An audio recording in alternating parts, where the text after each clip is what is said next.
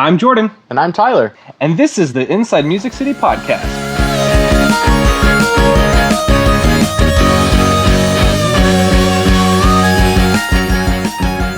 Welcome to another episode of Inside Music City, where it's our job to talk to music industry professionals about the ins and outs of the music business. This episode is brought to you by our wonderful patrons. Yay! Thanks, guys. You can learn more about becoming part of the Patreon family, as well as finding a lot of behind-the-scenes content by visiting www.patreon.com/Inside Music City. Today's episode is with Matt Workman. He grew up in California and moved to Nashville after a couple semesters in college. He hit the ground running as a guitar player and has never looked back. We talk about lessons he's learned, how you can network as a musician, and what his plans are for the zombie apocalypse. We hope you enjoy listening. Matt, welcome to the show. Yes. Hello. Thank you for having me. Hello. I'm glad we got to sit down. Absolutely. Can you give us, the Spark Notes version of your guitar playing history and your music history in general? Sure. I mean, I grew up in a family that was really, centered around listening to music, playing music. My dad sang and played guitar. It still does. I mean, he still sings and plays. He's not dead or anything, but he did that all growing up. My mom doesn't. She's not musical at all, but she loves music and listens to it. And my dad would sing in barbershop quartets and have rehearsals at the house. You know, my brother. It's just me and my brother and my parents, just the four of us, and we'd have barbershop rehearsals. And my brother and I'd be, just running around listening, making a lot of noise and probably being really annoying, but that was present while we were growing up. Because another big part of what I like to do and what I tend to do when I play a gig is I sing a lot of backups too, and that the barbershop background, it certainly helps with that. For the harmonies. Exactly. We just learned, growing up, my dad would always be singing a harmony to the radio or whatever was on, and we kind of just picked that up. So me and my brother do that. Just it's fun to sing harmonies. And then a little bit later, my brother and I started taking piano. We're 11 months apart, so we kind of did everything together growing up. So we started piano when I think I was 7 and he was 8, and he went on to play some more piano, and I quit and then played drums from 10 years old till. I still played drums. Actually, that country band I was talking about, I was playing drums in that band. So I was a drummer before I was even a guitar player.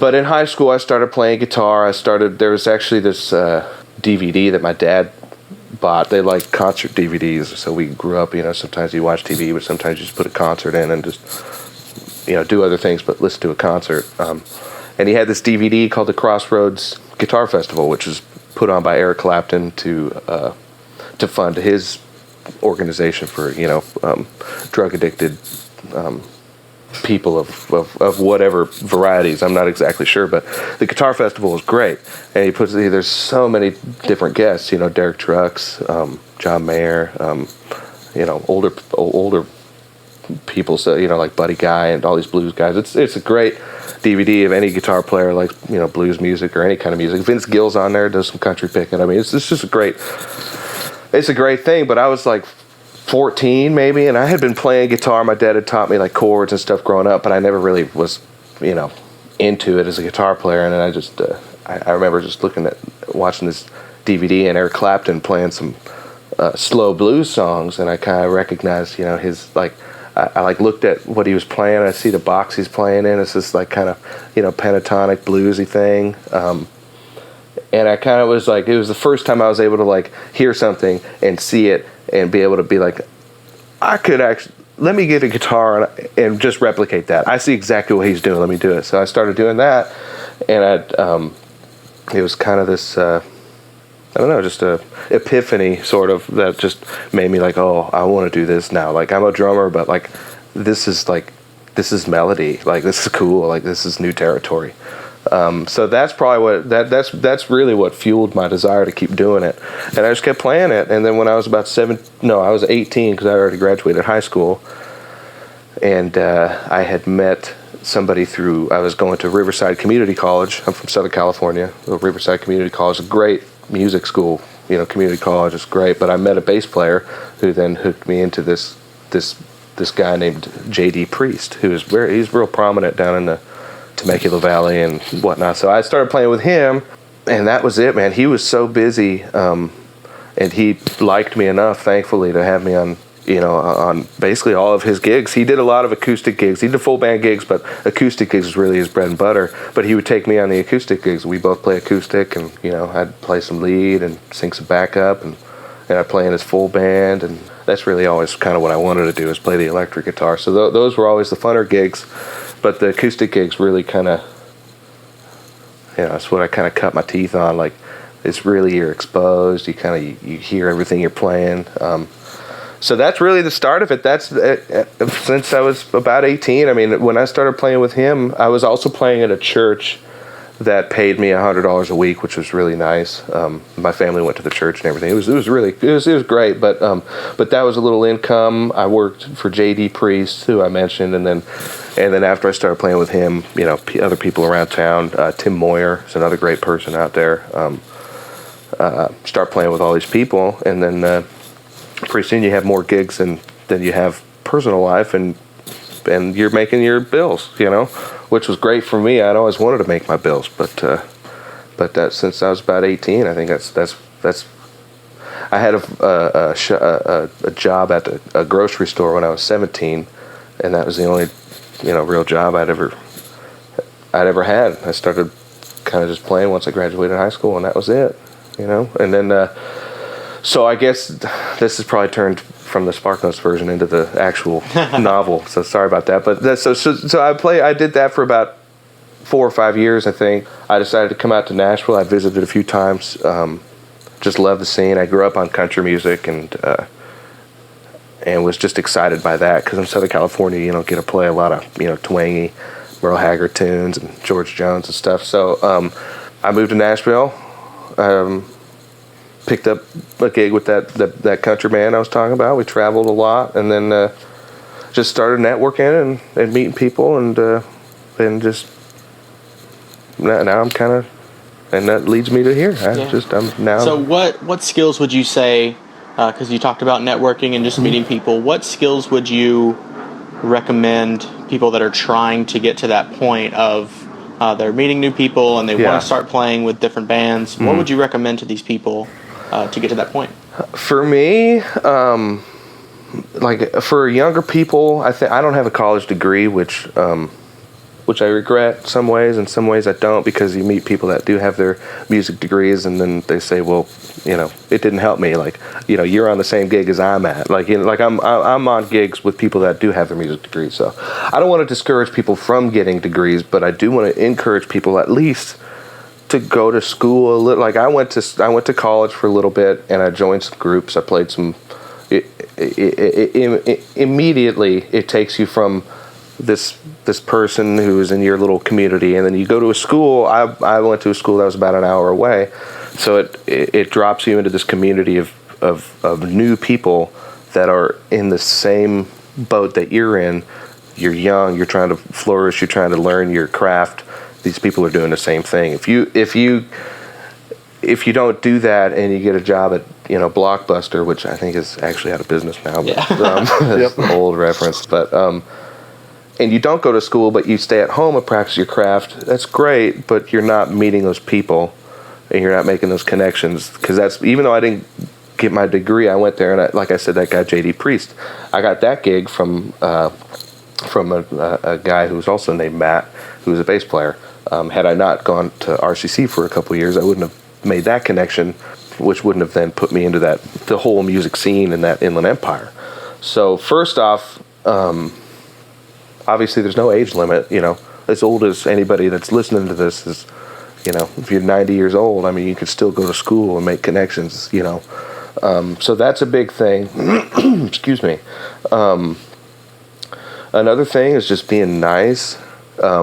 So many stories I hear about, like a new gig that I get. Like, I'll go out on the road, and they'll say, "Yeah, man, the last guy we had was this and that and this and that." And when you're nice it just goes a long way, because if you're taking a touring gig that's 4 weeks, 6 weeks, whatever, you don't want to be with somebody that you don't get along with, so if you're somebody that's easy to get along with, that goes so much further than somebody who's hard to get along with but can really play the gig.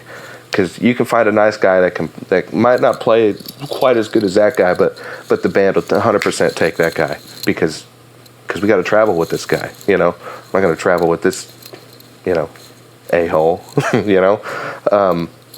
so that, I mean, just being a good person, which I think probably carries over into so many other different aspects of life, but it's a huge help. And then if you take a gig, you need to learn the songs, and you need to do them, which is,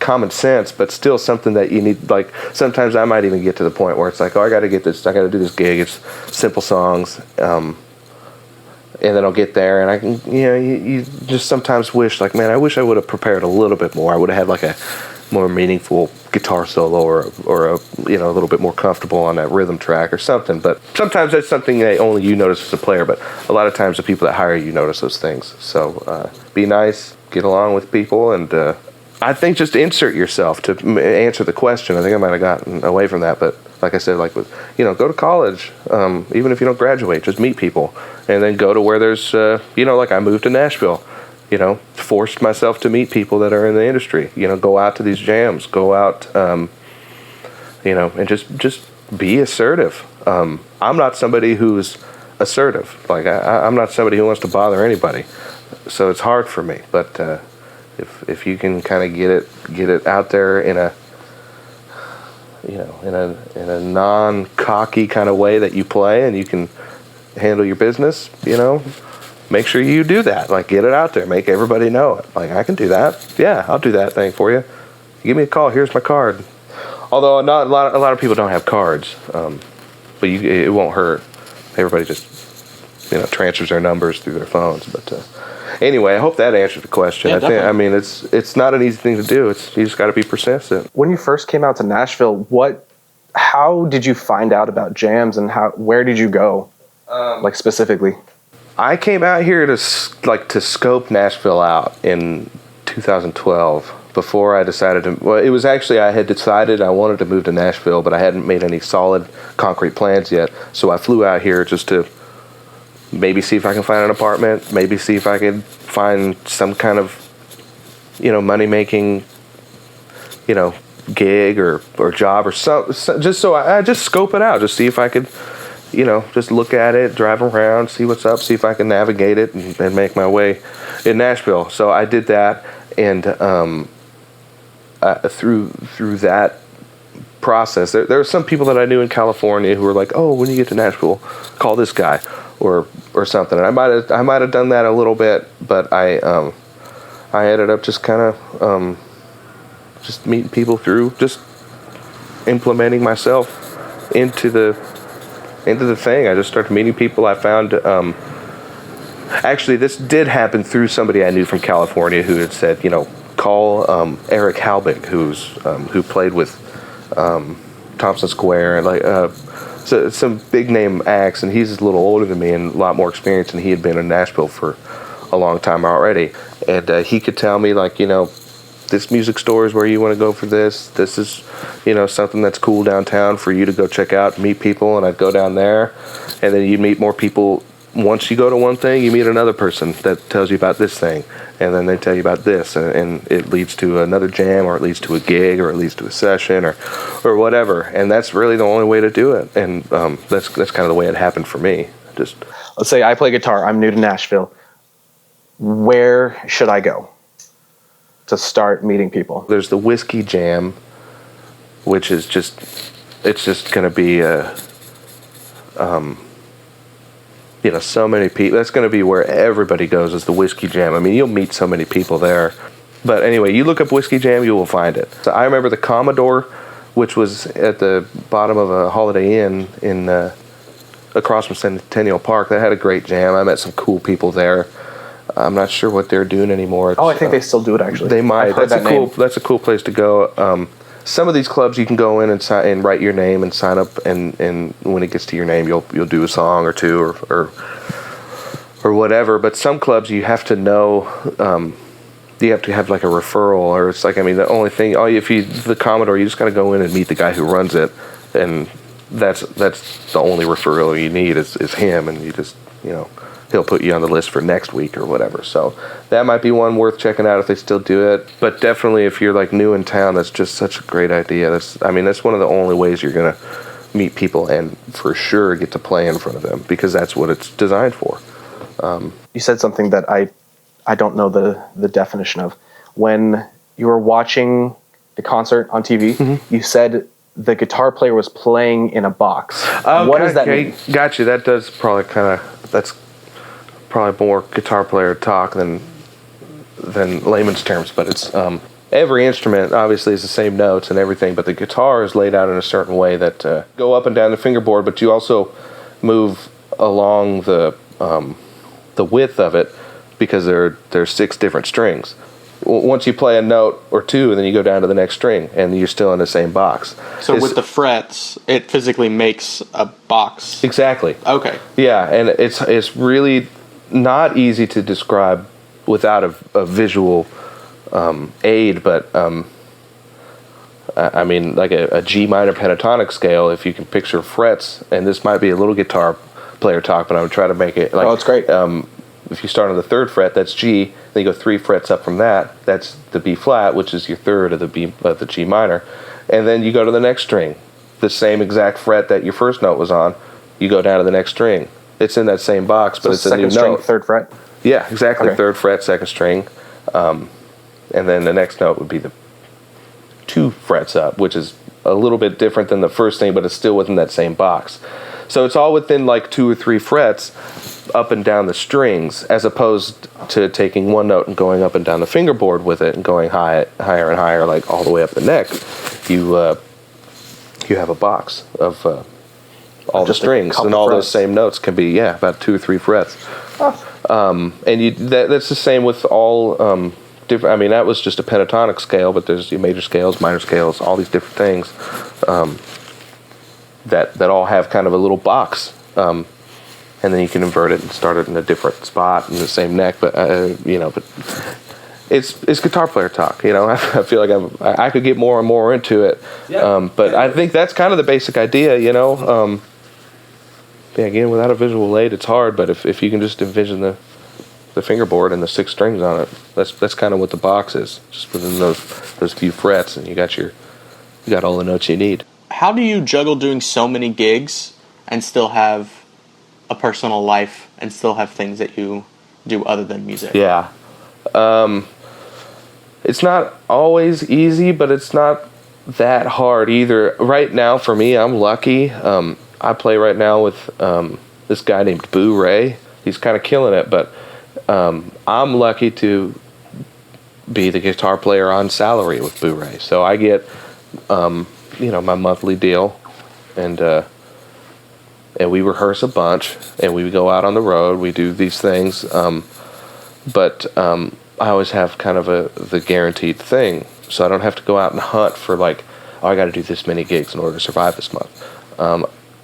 For me, I'm lucky enough to not have to be in that position, which could change at any moment. I mean, Nashville being the way it is, there's so many guitar players, there's so many things, there's so many variables that any gig could be lost at any moment, and you have to, you got to remember that. But at this point right now, I'm kind of in a spot where I'm pretty comfortable, and then that allows me to, when we're not doing shows or things, I can take another thing and make that extra money there.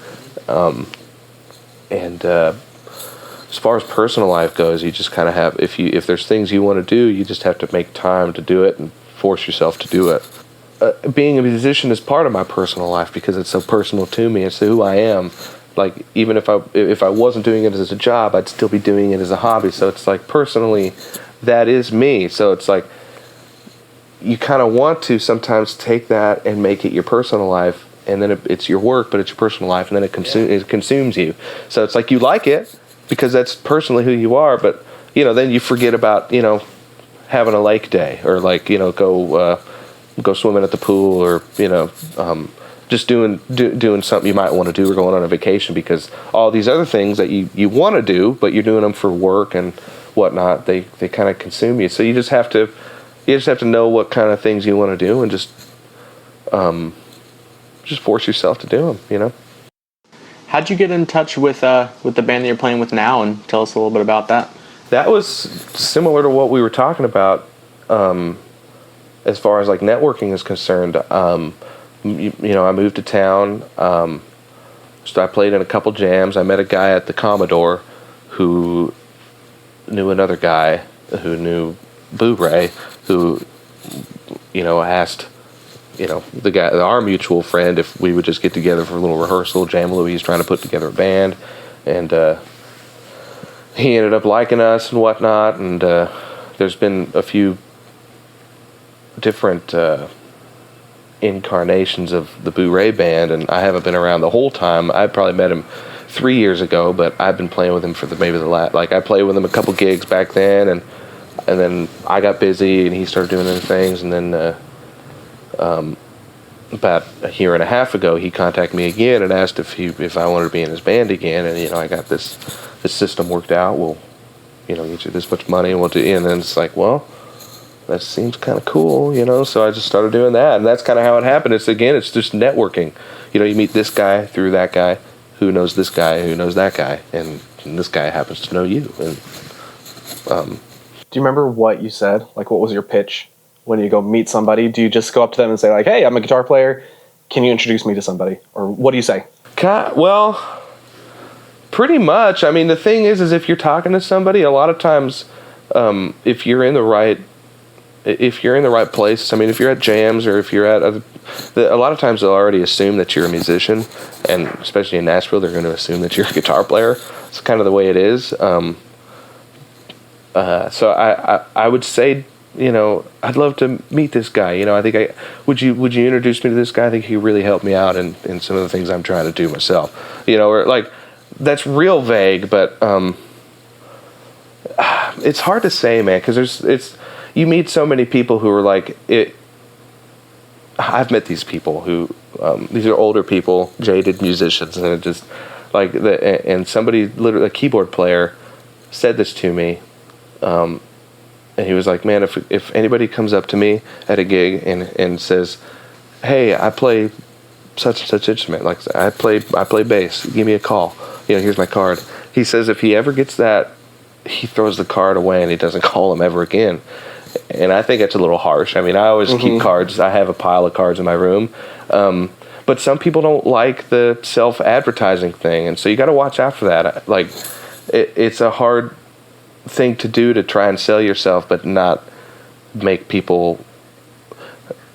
I don't know if it's intimidated or threatened or just annoyed, but there's just certain things you need to be careful of, not to step on anybody's toes or anybody else's gig, because you might say like, "Oh, I play guitar, I'd love to meet this guy." Well, but this guy already has a guitar player, so he's not really you know what I mean? There's so many different variables, and you have to try and just first and foremost make yourself personable. Being personable and not being overbearing with trying to sell my skills and things has seemed to help me thus far. What speaks the most about you, if you're a musician, is your actual performance, and like you're playing and you're singing. So for me, what helped me the most would be to go to a jam or go to somebody and ask to sit in, rather than just trying to talk myself up and be like, "Oh, hey, like I'd love to play with you sometime, man. I play like this. I have this influence, and I play like this, and I do this and this and that." Rather than trying to talk all that out, you go to somewhere where you be able to play, and you sit in and you play, and you just have to do a good job. You know what I mean? You have to play and sing in a way that makes people like, "Oh, awesome, this is somebody who we can call." And then you get off stage, if you do like a couple songs at a jam, especially at a jam, because those are full of musicians, like full of local musicians that have gigs already or looking to form a band or something. And so specifically, this happened to me at the Commodore. The first time I had gone out there couple weeks and not really met anybody because, like I said, it's like I'm not super assertive in selling myself, and I tend to think that some people don't want you to sell yourself. So it's like I'd go and I'd watch and I'd enjoy it, but it's like until I decided to get up on stage, then you get people talking to you and they'd be like, "Oh man, let me give you my number," and so that's actually what happened with the Boo-Ray gig that I play now. Is I went to the Commodore way back in the day, like, you know, not back in the day, but like 4 years ago almost, and met this drummer who wanted to do some gigs. He knew, you know, this drummer who we just started talking. It was just this drummer and I. We were just talking. We probably talked for a good half hour, 45 minutes, and we exchanged numbers, and then we just started talking, and we put together a little thing, and then I met Boo-Ray through them, and that's specifically how that happened. And that's literally, I think, the best icebreaker is just going and playing, because especially in Nashville, the people in the audience are going to be other players, you know. So as long as you're confident that you can go and you can, you know, maybe reinvent the wheel. Maybe you're some crazy, awesome guitar player, but if you can go out there and just show them that you can nail a song and you can play tasty fills, you know, you can, you're not stepping on a vocal, you're not stepping on another melodic instrument. As long as you can just show people that you know your craft a little bit, as soon as you get off stage, you're going to be bombarded with people, you know. That's just the way that works, and that, to me, that's the best way to have a conversation and to get your foot into the door, so to speak, with any kind of a gig, is just to immerse yourself. That being said, Nashville, among pretty much the entire industry, you know, does have a bit of an obsession with image and physical appearance, which I absolutely despise. That's the part of the business I don't like.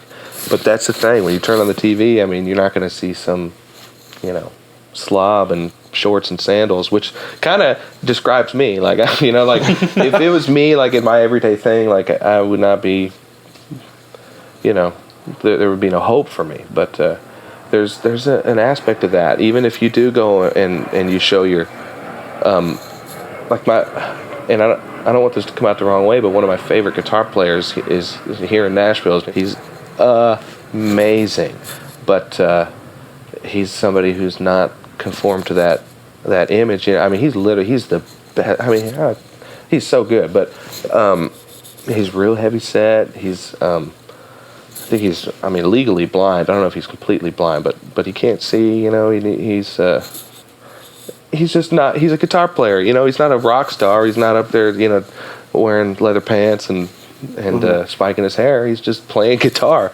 But that's just playing guitar isn't enough to make him a household name, or which I think he should be, which isn't necessarily every musician's goal to be a household name, but it's like a guy like that. In my opinion, it's if he were to conform to the Nashville image, he might have met greater success.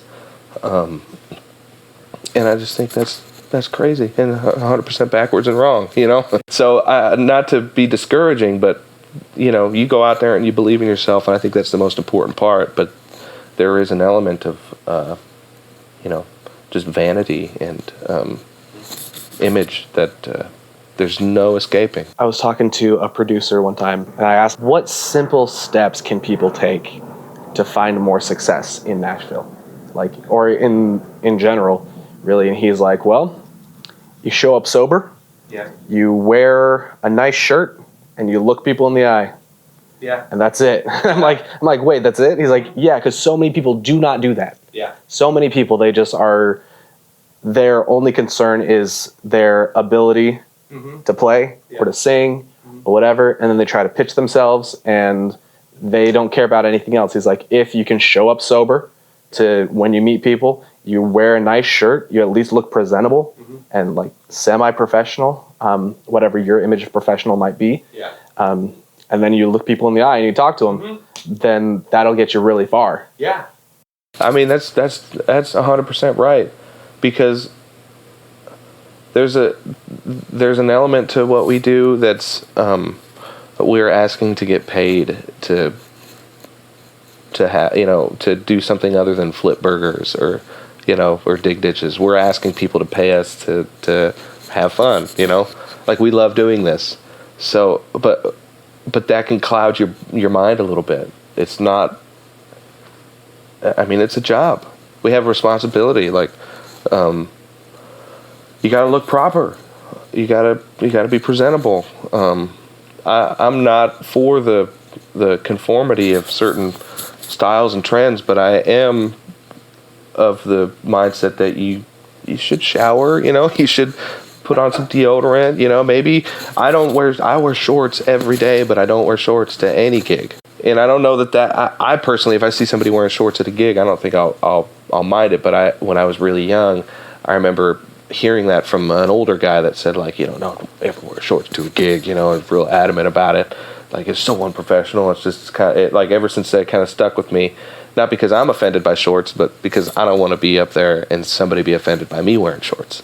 So it's like, you got to think of what your viewers are going to be looking at and what the people who are paying you are going to be looking at. Because if you're asking somebody to pay you, you got to do what they're asking. So don't show up to a gig not looking showered and smelling proper, and don't show up to a gig drunk because, hey, we're just playing music, it's a party. Like, no, it might be a party, but if you're drunk and you can't sing your songs, this party dies. Like, you're the party, kind of. So it's a job, it's a career. Like, you got to approach it that way. And you're there for other people to party, not for you to party. Exactly. Yeah. And then once you're done, you go, you pack up your gear, you go to the bar if you want to, you do what you want, you go talk up some girls, go dance a little bit, but until then, you're on the clock. But you got to look at it that way, because that's how the people who are paying you are going to look at it. So you mentioned you've played with different bands as their guitar player.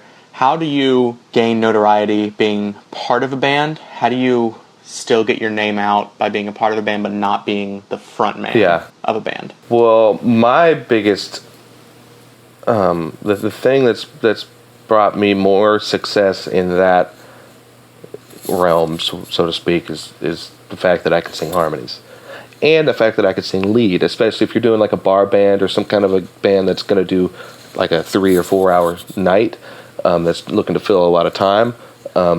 If you can sing, like, that's going to put you right up to the top of the list, because so many people don't sing. And if you think about it, if you really think about it, those bands that got those harmonies, man, and you go out and you see that and you hear that, you're like, man, this band, like, if they got good harmonies, like, man, this band, like, this is cool. Like, if you hear a really great instrumental band, or maybe one great singer, and it's like, yeah, these guys are great, like, that's a great singer, and then all of a sudden you get that, and then you have harmonies behind it. It's like that one extra thing that not everybody does, but when they do it, like, people notice, and singers notice, especially because singers are usually the band leaders a lot of times. So they'll notice, because they'll hear your harmonies and they're like, oh, that takes pressure off of me as the front man. Like, I got this guy helping me out. It's the same as, like, as a guitar player. If you're in a 3-piece, you got drums, bass, and guitar. The guitar player is doing a lot of work. If you got a 4-piece, drums, bass, guitar, and maybe keyboard or another guitar, that guitar player has so much less pressure on him, because he doesn't have to fill up the chords plus the melody plus all of it at the same time. He's got a keyboard or a rhythm guitar player. That's the same thing with harmonies. Like, this singer is doing 4 hours singing lead all night, and then you get to a chorus, and then I'm back there, like, just giving him just something to just lifting him up a little bit with a backup, and then all of a sudden they're like, man, that takes pressure off me. A lot of times I can sing something and they can just take a second, like, ad lib some things and give them a little. It's just, I can't emphasize the importance of knowing how to sing backup, and also knowing how to sing lead, which I think singing lead comes before singing backup, because Backup is something you gotta kind of listen and whatnot. But anyway, that's a huge thing in being a respected member of a band is definitely knowing how to sing. And if you don't know how to sing, ask somebody who does. I'm playing with this bass player right now who just started. He's a year older than I am, and which is for somebody to start singing, it's not a young age. So, but he's got an ear. He knows how to play, and I'm kind of helping. Me and a couple other guys were helping him kind of hear parts and sing parts, and it's there's no shame in it. It's more exciting for everybody else to help another person start singing. So it's if you don't sing, ask somebody. Ask somebody man, what would the third part of this be, or what harmony would you sing there? And then they most times people will be I'd be glad to dive into that and just talk about it because it's just something I like. So that's a big thing is harmonies. Also, if you're playing with a band that has original tunes that you weren't a part of the recording process, chances are they like those tracks, and they probably want, if you're going to play those songs, they probably want you to stick to that a little bit. And a lot of people, for the most part, aren't sticklers on exact. You can kind of put your personality on things, but you just got to stay true to the vibe of the song and just what they tell you they're looking for. That'll just go so far, so much further than somebody who takes the approach of, oh, I hear these, I'm listening to these CDs now, learning these tunes. These guitar tracks are a little boring. I think I'm going to spice them up at the gig and play a lot more notes. The band's not going to like that. The band wants the songs how they want them. They don't want somebody to come in and change it. So play the songs how they should be played. Learn how to sing backup.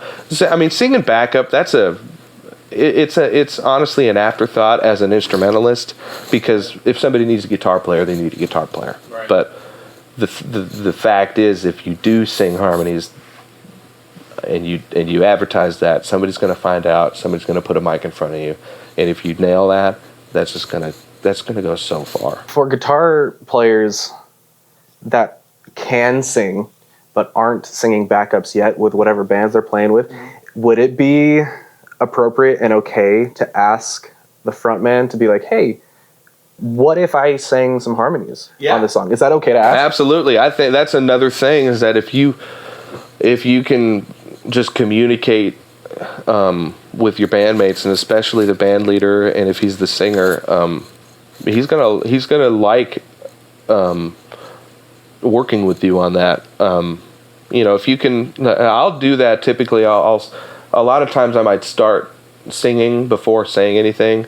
If there's a mic there, I'll start singing, and then after this, if it's a rehearsal or something after the song, I'll be like, hey, I don't know if you heard, I was adding this here and that there. A lot of times I'll be like, oh yeah, I heard that, that's great, do that. Or sometimes I didn't notice, let's go over it, and then we'll go over it, and then they might have some guidance, or they might have, yeah, I like that, but maybe try this, or maybe, oh, what was on the record was this, maybe you don't have to do exactly what's on the record, but maybe do what you did and maybe bring it, compromiser. So I working with the singers and things is definitely, it happens all the time, and if you can do that and talk about it, everybody's just gonna, like you that much more.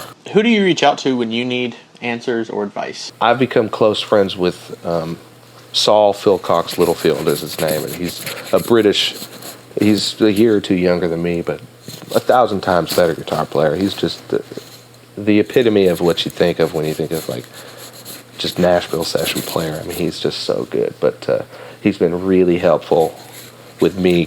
He's really connected. He's been out here longer than I have, and he's been helpful in helping me meet people, helping me figuring out certain gear setups like amps and pedals. And there's just so many people you meet, and even if somebody's doesn't seem like even if they don't seem like they're that much ahead of you, that you can still probably learn from them, even if they're a little bit behind you. You could still be like, oh, what's your take on this, or how do you do such and such? I think you could learn from everybody and anybody. And honestly, I still reach out to my dad. He's still, even though he's not, he sings and plays guitar, but he doesn't, he's not an industry guy. So it's may not be able to go to him for specific industry advice, but as far as just getting ahead in whatever business you're in, it's like your parents are still, if you personal advice or anything like that, parents, friends. Exactly. Yeah. If you're somebody who's got a good I know a lot of people don't have good relationships with their parents. I'm lucky enough to have great relationship with both of mine, who happen to still be together, which is great. So it's like I can kind of still just reach out to them, and my brother, I think family is just huge. Even though they're not in the industry that I'm in, it's still just helpful to talk it out with somebody you're comfortable with. So now we're going to do some lightning round questions. Gotcha. So just as soon as you can answer it, like quick answers, everything like that, then we'll move on. I've just got 4 questions. On a scale of 1 to 10, how weird are you? 5. 5? 5. Why 5? Why 5? Because I feel like I'm pretty weird, but then when I really think about it, I think I'm probably pretty average. Like I think most people would probably be like, "You're not that weird," but sometimes if you get to know me, you'd be like, "That's kind of a weird thing." What's one of those weird quirks? Man, I really like accents. And I like to practice the Scottish accent. I think that's kind of weird. Yeah. yeah. I like Australian. Me and my brother are kind of into that. We do that. So you're averagely weird. Averagely weird, Okay. I'd say. Yeah. Perfect. What is your plan in the event of a zombie apocalypse? Maybe get bit and join them? I don't know. Like, I actually haven't thought about that, but I think it might be like the easy way to go. You would rather be a zombie than someone fighting the zombies. I was expecting maybe get a baseball bat or an axe. Yeah. I like your take. At first, I might be instinctively, whatever the word is, I might be inclined to get a bat and fight myself off, but then it would get real close to just death, and I'd be like, just take me. I'll just join your movement. Join the zombie movement. We have jackets. What is something that you're just not very good at doing? I am not very good. I would have said cooking, but I've been cooking for the last couple of years, so that's not the answer anymore. I would say I'm not very good at relating to small children. Okay. And I'd love to have children. I'd love to have kids one day, but when I think about it, it's especially other people's kids, I don't know how to hold you. I don't if you're a little bit older and you can talk, I don't know how to talk to you. That's not something I'm not good at. Talking to kids. And what is something that you know that is true that most people don't agree with you on? For me, I'm going to give my example. Lego. The plural of Lego is Lego because it's a brand name. You don't play with Legos. Yeah? You play with Lego. Or Lego sets, or Lego bricks. Okay. And I know someone that is going to listen to this that is going to completely disagree with me on that we've had this conversation. But I know for a fact that is true. But most people say Legos. Well, so then how about you take like Butterfinger is a brand name, right? Yeah. If you have do you have 2 Butterfinger bars? Have 2 Butterfinger. So I would say Butterfingers. Butterfingers. Yeah, me too. I would say Butterfinger bars. Or Butterfinger bars. Butterfingers. Butterfinger That's a good one. bars. Yeah. Because with the Legos thing, each little block is also called a Lego. It's a Lego brick. Oh, I just call it a Lego. So Me there's too. a bunch of bricks. Lego Legos. is the brand. Lego is the whole company. Yeah. A Lego brick and It's a Lego set. brick and it's a Butterfinger bar, but it's Yes. not Legos or Butterfingers. Yes. Okay. Okay, sure. Sure. I'll roll with it. Okay. A lot of people will disagree, especially coming back from California, that old country music is great. I mean, a lot of people will agree with that, but that's something that I definitely have to listen to on my own time, with some of my old friends, some of that fiddle and steel music they don't like. So Okay. I know to be true that stuff is the best. That old country's the best. Yeah, some George Jones, some Buck Owens, Mm-hmm. But you put that on, and A lot of people are just turn this off. Yeah, I don't want to listen to this. Pretty much, yeah. Where's the Drake? Because Drake is so country. Yeah, right. If you could give a TED Talk on something that you're not known for, what would it be about? We're getting into some deep questions. Really, I feel like as far as something that I'm knowledgeable on, I feel like I've put all of my focus and energy into learn music and playing music. So I'd probably take something like that, but maybe just not guitar, but maybe I'd I don't know, not that I'm known for it, but I do almost as much singing as I do guitar playing. So I don't know if that really counts as a proper answer to the question. Totally counts. Okay, cool. What does a band leader do? What does band leader mean? Band leader means, to me, somebody who has a vision for the music before you start bringing it together as a band, because a lot of times you'll be going off of a record or a demo CD or something, and the band leader has to just know that vibe and know that sound and be able to conduct a rehearsal in a way that, you know, just brings out that vibe and that sound, so he can, you know, if you have freedoms when you're recording, you just keep overdubbing and overdubbing. When you're with a live band, you might not have that many guitar players. You might not have a banjo and an acoustic guitar. You might have one guy who can play either.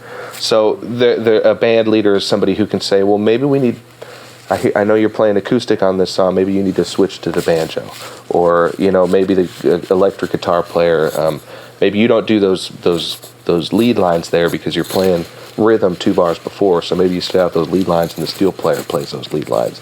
You know, so a band leader can kind of, is just the one that kind of has the say on, you know, in order to do this, we need to just do that. So you play that, you know, it's not, it doesn't feel like anybody's a boss or anything, but he kind of, you know, he or she is just somebody who's able to kind of take the lead and be like, this is the vibe we're going for. Maybe you over here, maybe you need to try this. You know, in harmonies might be able to say, maybe bring your part up an octave because it's muddy down there. So those are the kind of things a band leader will do. Are the band leader and the lead singer different people? They can be. I just did something where there was a female lead singer and the drummer was the band leader, you know? So you can definitely have that. And in that case, it's still the same. The band leader, who in this case was the drummer, has to know the songs, the feel that we're going for, and the overall sound. So he has to know what instruments we have, who's on what part, and just be able to hear it. And it's almost like when you're in a studio setting, and you know the producer standpoint, where it's like, we'll try this here, try that there. That's kind of what the band leader's doing. Although there can also be a band leader, and then in addition there can also be a producer. So some of the duties can kind of get muddled, and everybody's kind of, you know, but everybody's just trying to just have an overall view of it and trying to just make sure all the inner parts within it are working and cohesive. So we talked about this before we started recording. How did you go from taking music as like just a hobby or getting paid like on the weekend gigs and that's it, to making a living out of it? Well, timing, you know, was certainly a factor for me, and not that everything was perfect, but it worked out in a sense that I was able to do it. So when I was 18, I had talked about this. I graduated high school and I started going to Riverside Community College back in Southern California. And, well, you know what? Rewind just a little bit. When I was 15, I started getting paid with this church, which was my first paid gig. And it was $50 a Sunday, and then it turned into $100 a Sunday after like 2 years of, you know, loyal service and whatnot. Whatever, I just got a raise with 100% raise, which was really nice. But so being like, you know, 15, 16, 17, I was also working at Vaughn's, the grocery store out in California, until when I was 17. And then while I was there, I was playing at the church, and I stopped working at Vaughn's. And being that age, you don't have to have a ton of money because you're living with your folks and whatnot. But come 18, when I turned 18, you know, my folks said, you know, you're paying rent. That's just the way it is. And it wasn't like a mean thing. It was just, you know, you needed to, it was $150, which is super low, but it was just something to get me, and they did it to my brother too, just to get us accustomed to having monthly bills. And that definitely helped. But that was something I had to think of. Like, I have to have $150 every month, so I get this, $100 a Sunday from church, and I like to buy food and clothes and things. So it's like it helps you do that, and that was when I first kind of had to start thinking in a sense of like, how am I going to make this, work playing music, because I know that's what I want to do. And like I said, man, timing really was on my side with this, because I was still at home and I was only paying $150 of rent. So it's like I wasn't under a ton of pressure. They eventually bumped it up to $300 for rent, which is more realistic. But it just kind of snowballed from when I went to school and I met this guy who put me in touch with this guy, JD Priest. I said he was giving me all these gigs. Like, after that, it just kind of snowballed. It really happened fast because JD was working so much that once I got, into his camp, I was working a lot too. So the transition wasn't really tough or super gradual. And I was young enough to where, because I wasn't under a ton of financial pressure, it just worked. And I played with him for a while, and I eventually was able to move out just because I wanted to just, be an adult and do my thing. And I moved out, played music, still had that church job on the weekends, and just that's just kind of, that's the way it happened. It just kind of just happened for me. I think I knew at a young age that I wanted to play music. So in the back of my mind, it was like, this is, it's this or it's nothing. So even though I wasn't trying to be real, I've never been somebody to like, I'm just relaxed. I want to just kind of go with the flow, just, roll with the punches, so they say. But I always kind of knew I wanted to do this. So I think that just, it just helped guide me. Just, back of my mind, consciousness of what I wanted to do just kind of guided me through all the rest of it, and it just worked out. Really, once I moved to Nashville was when that was when I started struggling more financially, as far as just I didn't know anybody out here, making connections. But again, it just did gradually. You just meet people, and that snowballs too. But I guess how it happened for me. Did you ever have to like get a day job when you first came out here? I was also really lucky in the sense that my great grandma had left my brother and I each with savings bond that had matured to. I think I had about $10,000 in my savings because of that when I moved here. So I was able to kind of find a place, go do some jams. I didn't have to really worry about the day job. I mean, that money does go fast when you're paying rent and you're buying food and gas. And I lived in Franklin, so that's like, back and forth to Nashville, going to jams and things, But in that, interim of when I didn't have a job, but I had that little cushion of savings, I found that country touring gig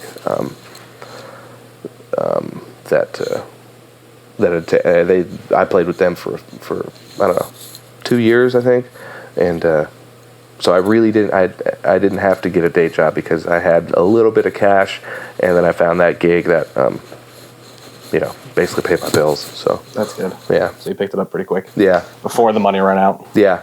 I think a big part of it is to not be scared to live to slum it a little bit, because I grew up pretty comfortable. I didn't grow up like super rich or anything, just middle class. We had everything we needed, but not too much extra. But you have to not be afraid to go below what you're used to, and get out of your comfort zone and go into a new place. You might be paycheck to paycheck. You might skip dinner. You might have to get you might have to scrounge up a bunch of dimes and get a McDouble. It's like you have to kind of not be afraid to do that, because I think there's a part of giving up and succumbing to getting a day job just to get by until it works out, where you just stay there. And it's like, I think you kind of have to again, I don't want to discourage people to not do something that's good for them. If you need a day job and you need the cash, do it. But also, just try and tough it out a little bit. That's what I'm afraid of. I'm afraid of getting the day job and then staying there. Exactly, being stagnant. Absolutely, me too. I'm terrified of that. Ever since I moved here, talking to people, it's like, maybe I'll get a job at, Starbucks is really good with touring musicians here in Nashville, or, maybe the Kroger or whatever. It's like that, always talking about just a day job just to kind of supplement that income when you're struggling, but then that would just become your life, Then I would be the barista now that, plays music on the weekends, or the Kroger, the bag boy, or, the clerk or whatever. And it's like that would kind of start to consume you, because that would become your life. You'd start thinking, when am I off? Well, I got to work at the store, and I got to do this. And it's like, that's just your life now. And if you tough it out and you don't do that, you're going to make it work with what you're focusing on. That's the way I look at it, and I could be completely wrong. I don't know. And this kind of ties into the next question, speaking of just like scrounging up money to get food and like living kind of below your means. What has been, at least for you, a inexpensive purchase that has made the most impact on your life? I think this might be a little bit, I don't know if I would imagine you're thinking of like one object, but really what I think about is grocery shopping, because my tendency is to go out and grab a meal. I used to never cook, actually, too. So it's like I would go buy food, and it's like you start grocery shopping for like an entire week or an entire 2 weeks or something. You save a ton of money, and not that I don't know if that's really the right answer to your question, but I think it does help. I've learned how to cook. My dad and my brother have always been great cooks, so I've always been around it, but it was always taken care of. So I was always like, I never worried about it. But I started cooking. I kind of used the knowledge from being around my dad and my brother, and now it's like, it's really fun. It's really cool making some tasty stuff. That doesn't really have much to do with work or music or anything, but it does help to save money. Yeah, definitely. And it's a lot less expensive than eating out every meal. Big time. And I'd say, as far as spending is concerned, that's probably the smallest thing that's made the biggest impact. What's something that you're trying to improve in your life?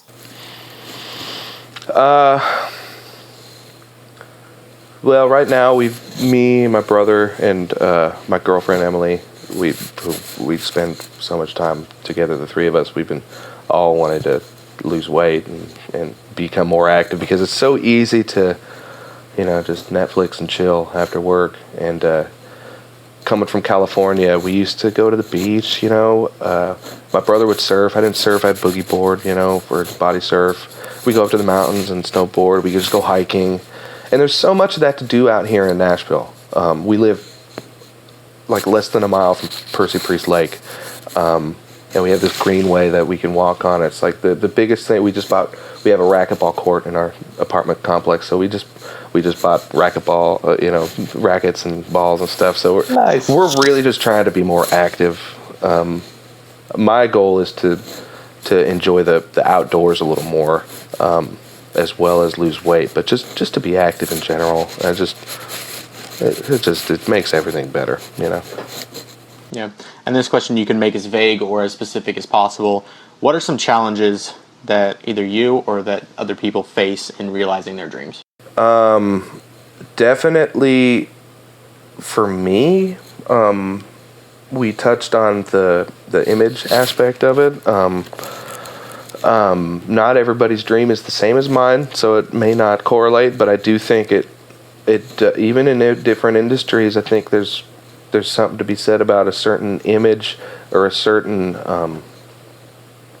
style that kind of lends itself to that industry or this location or this whatever. And it's like, I don't think it matters. I don't think you need to conform to what everybody else looks like. But unfortunately, the industry you're in does look at those things, and that's been one of my biggest challenges for sure. Mm-hmm.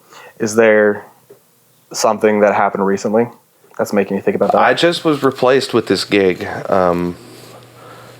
because they said this was somebody that was on a label who the producer called and said, man, like, I hate to do this, but this, we've had great time working with you, and it's not your playing. Like, I'm still absolutely going to call you for other things, but the label just wants to go with somebody with a different look and vibe.